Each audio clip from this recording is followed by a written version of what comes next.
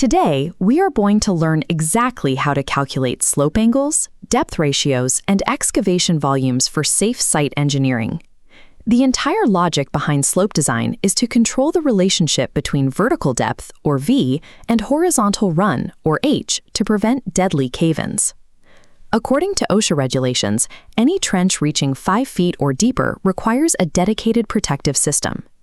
When sloping is used, the specific soil classification dictates exactly how far back the cut needs to go.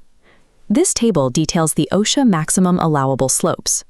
You can see how the required ratios correspond directly to the soil type. Stable rock stands at a strict 0:1, Type A requires 0.75:1, Type B is exactly 1:1, and Type C requires the widest cut at 1.5:1. Look closely at the ratio column format. While standard geometry usually relies on rise over run, OSHA formats these ratios specifically as run to rise, or H to V. Remembering this inversion is critical for accurate field calculations. This 2D cross-section maps out our first progression, determining the horizontal run, which tells us how far back to step the soil from the edge. The formula is H equals V times R, where R represents our specific slope ratio. If we are working with a 4-foot deep trench cut into Type C soil, our ratio is 1.5. Multiplying the 4-foot depth by 1.5 gives us a required horizontal run of exactly 6 feet.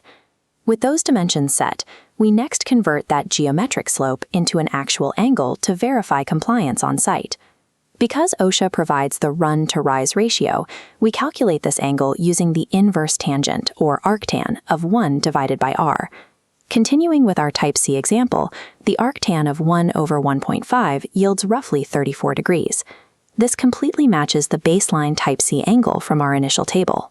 This specific conversion provides engineers with the precise benchmark needed to ensure the actual soil being removed matches the required safety standard.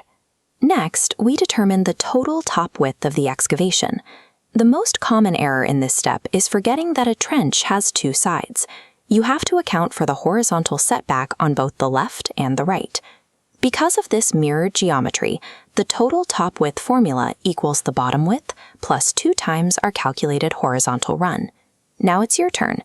Pause the video and calculate the horizontal run for one side, and then find the total top width for an 8-foot deep trench with a 4-foot bottom width in Type B soil.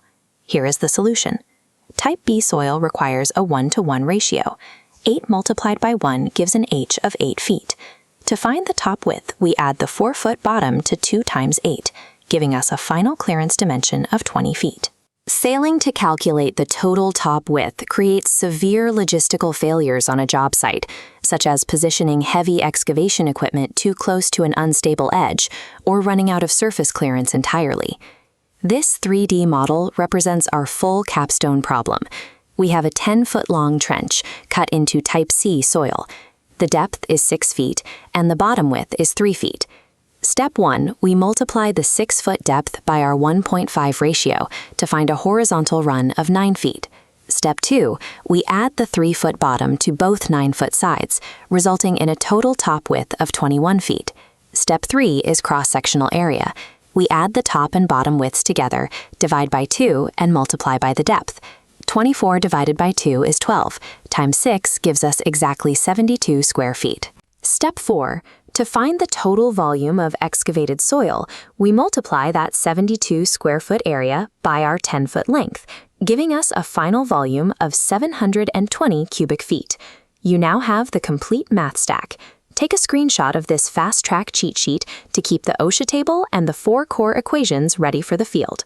Mastering these exact geometric equations is how we bridge the gap between regulatory compliance on paper and safe, cost-effective physical engineering in the real world.